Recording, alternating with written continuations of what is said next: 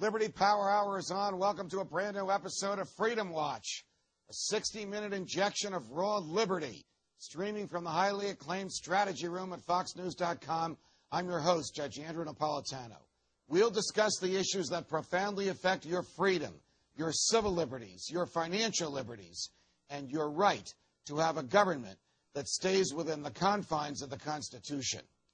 Now to our continuing series on examining the Federal Reserve. Last week, Federal Reserve Chairman Ben Bernanke, in an effort to head off at the past Congressman Ron Paul's bill to audit the Fed, a bill that now has 277 co-sponsors in the House of Representatives alone, and in an effort to make himself appear human and understanding, actually held a 75-minute town hall meeting. This was produced and broadcast by PBS, thus paid for by your tax dollars, and was taped at the Fed's branch bank in Kansas City. We did not learn anything new, except that Chairman Bernanke is not the expert on the Great Depression that he claims to be. Now, I know that he taught at Princeton. Most of you know that I am a graduate of Princeton. I am also deeply grateful to my guardian angel that his failure to understand the lessons of history did not rub off on you or on me. Listen to this.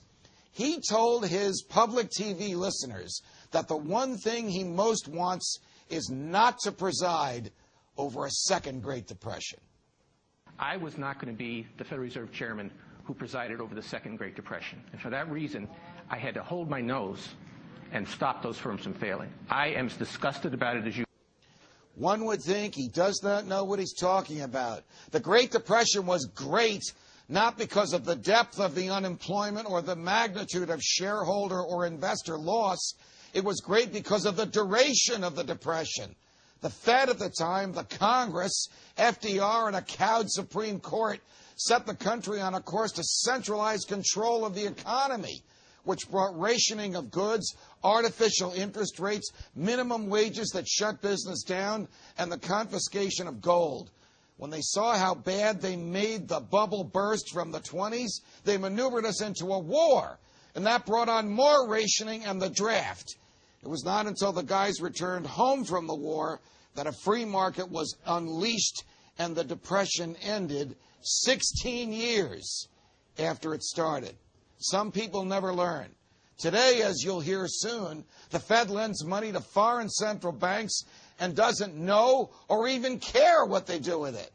Today, the Fed wants to regulate every mom-and-pop shop in the land, as well as all the banks and any businesses that it thinks might adversely affect liquidity. It wants higher minimum wages, artificial interest rates, and no transparency. It wants to end a problem caused by too much borrowing and spending by employing more borrowing and spending.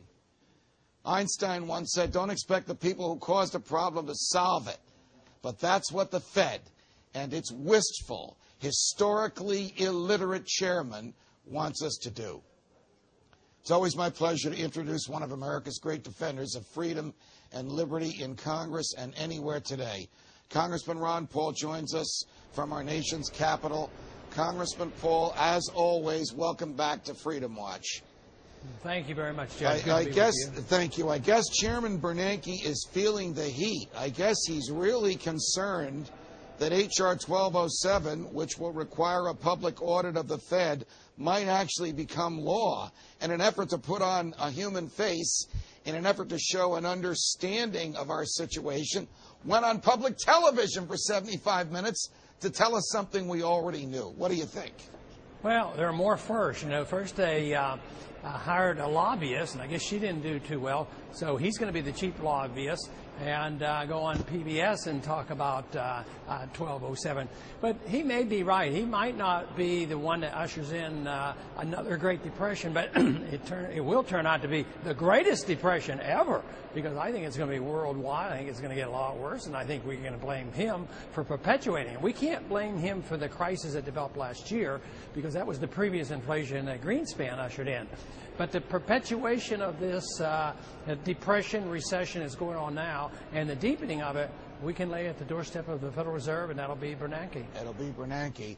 There may be a new chairman, but if there's a new chairman, the policies will undoubtedly be the same. You wrote a letter this week, Congressman Paul, which was signed by some of your colleagues from across the ideological and political spectrum in the House of Representatives with your concerns about Goldman Sachs and your concerns about its use of federal dollars to enrich itself free from certain regulation and, again, below the radar screen. Could you tell us what that's all about? Well, we are not to the bottom of things because the Federal Reserve acts independently, which is in secret. They don't want to reveal, and that's why the auditing bill is so important. But there's pretty good evidence that he did. I mean, we do know that he did exempt Goldman Sachs from regulations that gave them, greater leeway in using government funds. And lo and behold, Goldman Sachs is now very profitable again. They survived. Lehman Brothers did. A lot of little people did. A lot of people losing their houses. So it's just who gets protection and who gets the pain and the suffering. And it looks like Goldman Sachs and the Fed have been working in collusion. And this is targeting one particular incident that is now public knowledge, and we're trying to get him to respond to it. I don't expect to get a whole lot of response, but I think this is why he's become tenacious in trying to get the people to come out against it. You know, one thing that they use is they don't want transparency of what the monetary policy is all about because they have to protect the public's interest. Well, you know, the public's interest, are they not represented by these millions of people who have gotten to their congressmen, and we have these 277 co-sponsors? Aren't they part of the public interest? Or is it Goldman Sachs and the big banks that represents the public's interest? These are all code words that people are supposed to roll over and play dead and say, well, we don't really care. If they're caring about the public's interest, I guess it's okay. They'll take care of us. But hopefully we're changing that attitude. Now, the Goldman Sachs issue that you point out is particularly troublesome, Congressman Paul, for a number of reasons. One, the Treasury Secretary at the time that AIG was bailed out was Hank Paulson, a former Goldman Sachs chair. Two, he did this in consultation with Lloyd Blankfein, then and still the chair of Goldman Sachs. Three, when the Fed bailed out AIG, actually after the Fed bailed out AIG, we found out that that the biggest client of AIG was Goldman Sachs. And four, when Lehman Brothers was teetering on the brink and the government decided not to bail them out, lo and behold, Lehman Brothers was Goldman Sachs's biggest competitor. Question. Yeah. Don't we have something in the Constitution called the Equal Protection Clause? And isn't that supposed to require that the government treat similarly situated people and entities in a similar way and not pick and choose who it's going to save and who it's going to let die on the vine? Well, remember Animal Farm. Everybody is equal, but remember, some people are more equal than others, and Goldman Sachs happens to be more equal than anybody else. So, but the big thing is the American people are catching on. This is not being missed by the American people. So I'm feeling encouraged that it's getting some attention, but we still have a long way because they are tenacious, and the fact that they're putting Bernanke out on the stump means that they are very concerned. But ultimately, their system fails because it's based on fraud. It's based on a monetary system that won't work. It's just a matter of, can we put it together enough to get enough people to understand what we have to do to put this back together? And fortunately, we do have the founders' advice in our Constitution. I tell people that we got in this trouble because we didn't follow Article 1, Section 8. And if we did follow the precise limitations of government power, even now, we could use that as a guide to get back to where we are.